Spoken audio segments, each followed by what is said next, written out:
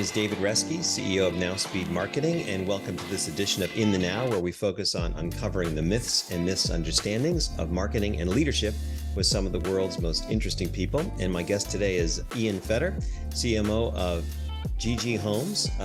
Ian's had an amazing set of experiences, from starting his own online business to running marketing for a major line of business for Amazon. He's been a fractional CMO, a CMO, and I'm just excited to welcome to the show, Ian. Thanks for joining me. Thanks, David. Excited to be here. Thanks. So, you've had some amazing experiences of, starting your own business, working for a large company, now being a CMO. What do you like best? That's an interesting career path. Which path did you like the best of all those? Oh geez, which path? I feel like the path was ever wandering and moving from vertical to horizontal. What I enjoyed was the consistent challenge of learning new customers and new challenges and new people within the realms, figuring out what the persona was, the go-to-market strategy, and orchestrating a 360-degree view of them and how to go to market. That's great. Yeah. So you're clearly an expert in all these things. And you and I have been talking about content marketing a little bit before the show. And as you know, I like to start these conversations with a mythbuster question on marketing. And the question we were talking about is around content marketing. Content marketing is all about giving people the information they just need to make good decisions. Is that true or not true in the marketing world? So I think that it's partially true. And, while that is definitely a reason, or a key to success within content marketing is delivering quality content that will give the reader or user information that they need to make quality decisions. I think really the underlying pin of everything within marketing and content marketing is making someone feel something so that they're more likely to do something.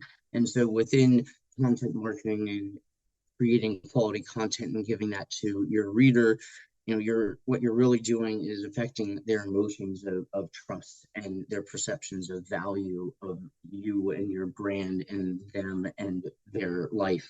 And you're impacting their emotions and their feelings about you and about knowledge and about being thought leaders and all of those things that are going on in their head and their hearts that, it's going to help them make good decisions, but really it's there to place you and your company's brand within their mind's eye and their heart and feelings of confidence of this is a place that I go to get things that better me. And so this is, I feel safe and this is trustworthy. And those kind of feelings are paramount to, like, yeah, you have quality content and that's great. And you're giving them quality content, but the ultimate drive of all of this is to make them think of you first when they have a problem within that sphere of influence that you're creating.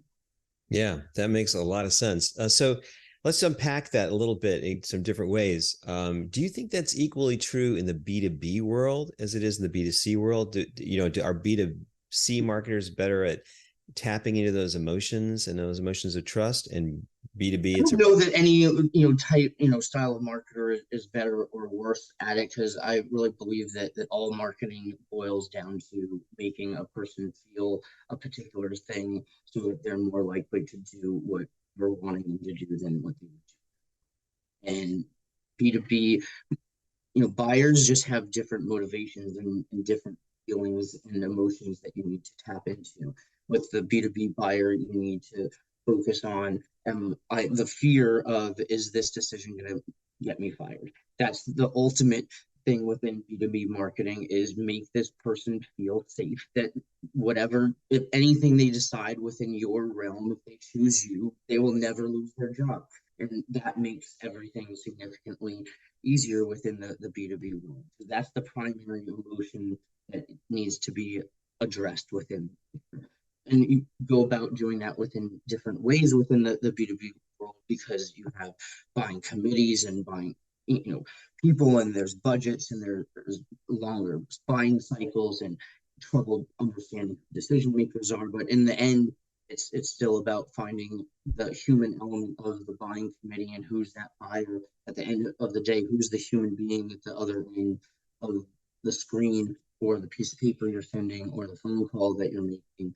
Who's that human being over there? Because in the end of the day, businesses don't buy from businesses, people buy from people.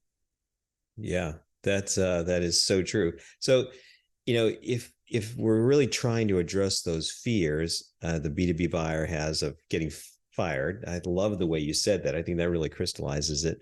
Um, in the B2C world, what is that essential? Or is it a whole variety of emotions? And In the B2C world, it's totally dependent upon what the product is and how you're doing it, what the problem is it solving for that consumer, and how's it making them feel, and what's the driving force there, or are these impulse buys that you need to promote the endorphins and everything hitting the customer? Do we want them to feel safe, secure? Do you want them to feel anxious and scared because that's going to make them more hairline trigger on certain things? Do you want, so it's all dependent upon who is that person, because there's all sorts of different people. There's 50 million people in the US alone. So we look at different segments of them. We have to understand who they are, what are they going through that week, that day, that hour, that minute, that making them feel something. And how are we going to tap into that and utilize that information to deliver the right message, right images to them at the right time so that they take action. So it's much more complicated on the B2C side and highly dependent on the product and the type of purchase that people are making. How do you, as a CMO, how do you figure out what those real felt and latent needs or fears are? How do you get to the essence of that so you can create campaigns around it?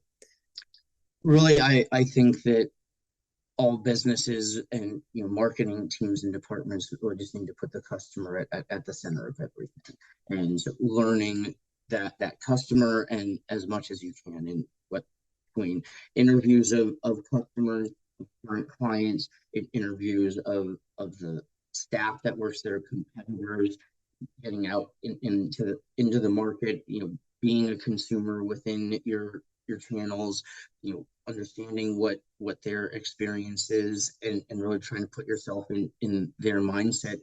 And then once you come back into the office and look at things of making campaigns, I really like to look at a 360-degree view of who's that person, what's their media week look like, understand what we need to do to drive them to action within each circumstance within that week. What are we wanting them to do? I think everything needs to have one call to action, one drive people one step down the funnel. Don't ask them to go from step 1 to step 6.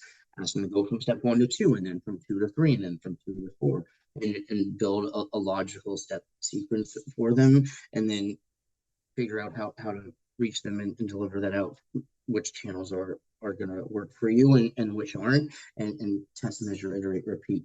I think that we can only think that we know something, and we never really know until we put it into action and let those customers tell us by their actions and their purchases. Yeah, absolutely. I think that that makes a lot of sense. So, from a market research, what you're really talking about is excellent market research, really, or getting excellent customer insights. Do you think it's super valuable at this point in marketing to hire a market research firm to kind of execute a campaign? Or in your experience, is it better to have those individual conversations with buyers yourself as a CMO?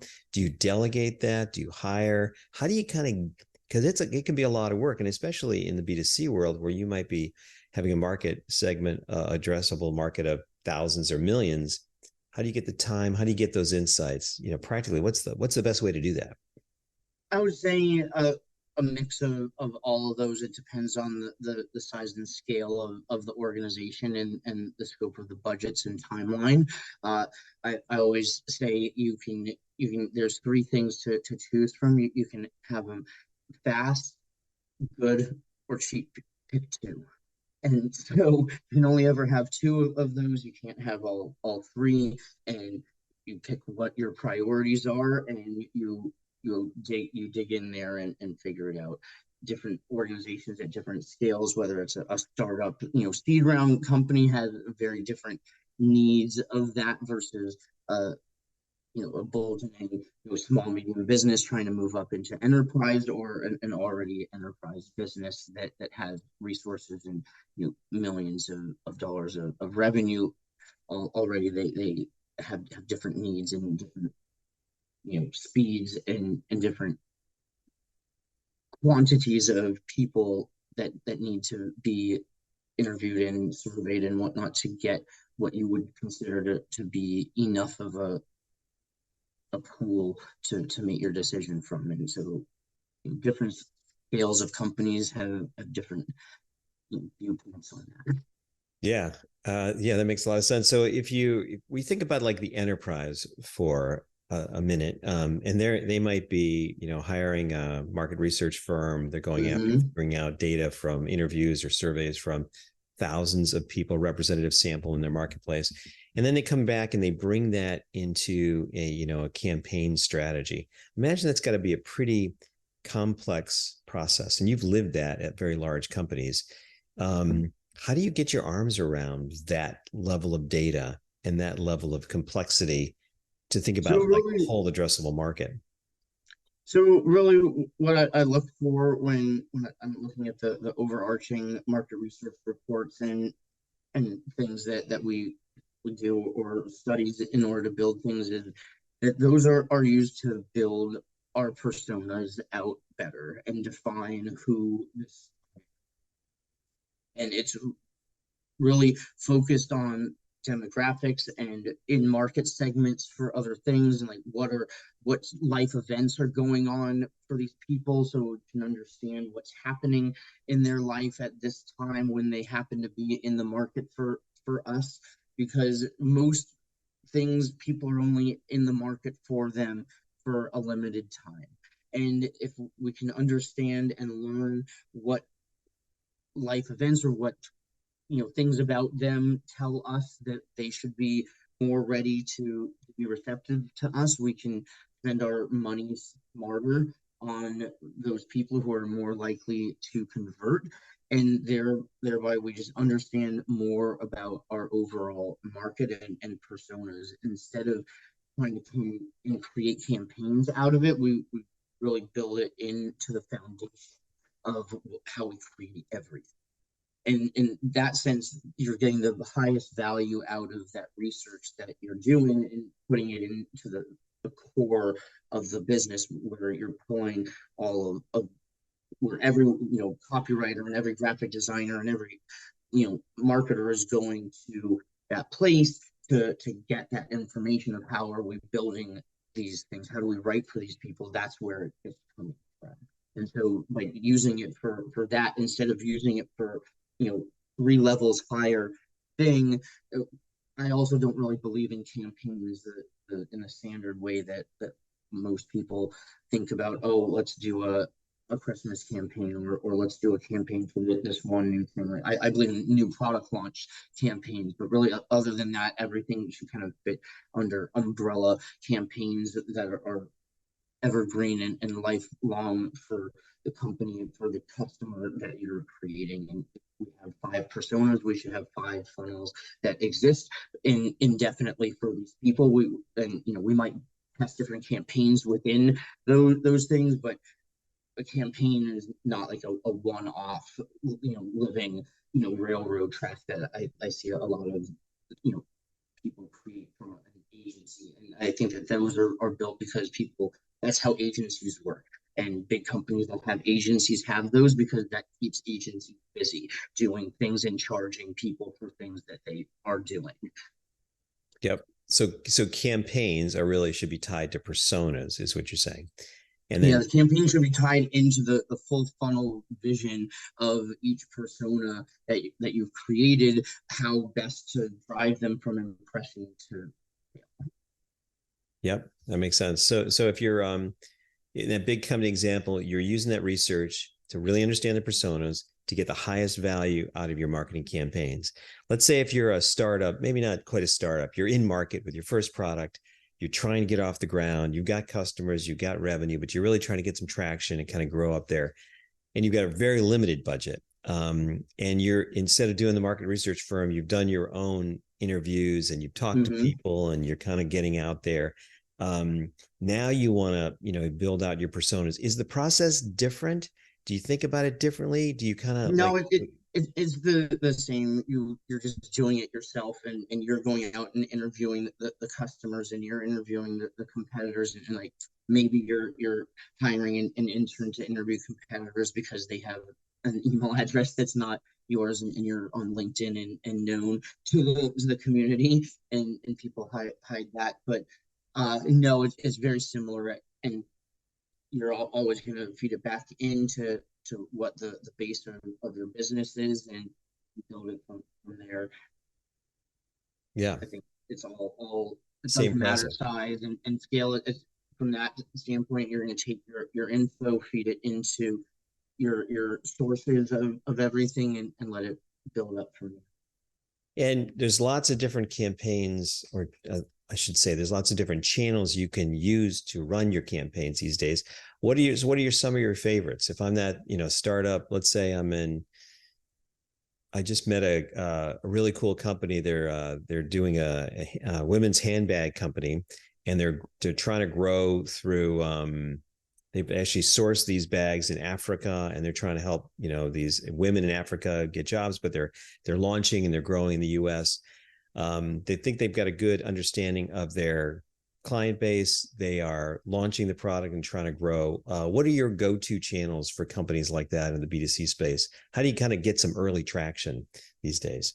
Really, my strategy is to look at the customer, try to get a 360-degree view of their media consumption week, and then divide your budget appropriately by based off those percentages. So if they spend 7% of their time on Facebook, then we spend 7% of our budget on Facebook. If they're on Instagram 11%, then we spend 11% on Instagram. And that's how the first month works. And we look at which channels and which campaigns are performing and which aren't within that first month. And we very quickly kill the ones that aren't and throw the money onto the ones that are. And that way you because like I said, I never know what the customer is going to do, where I can hypothesize things, but the best way to test and learn and understand, I found, is start with the picture of the customer. This is their internet week. Spend your money where they're spending their time, and then double down where they're making their decisions and pull away from where they're not making their decisions. Because everyone has tips within themselves of, oh, I go here and for this, but I don't make decisions there. I don't purchase through Facebook, I don't purchase through Instagram, but I look and I browse and I see there, and then I purchase through YouTube or through Google or through whatever, Amazon or whatever your channel. Yeah, that makes a lot of sense. So it sounds like you have a very systematic and structured approach to making those decisions.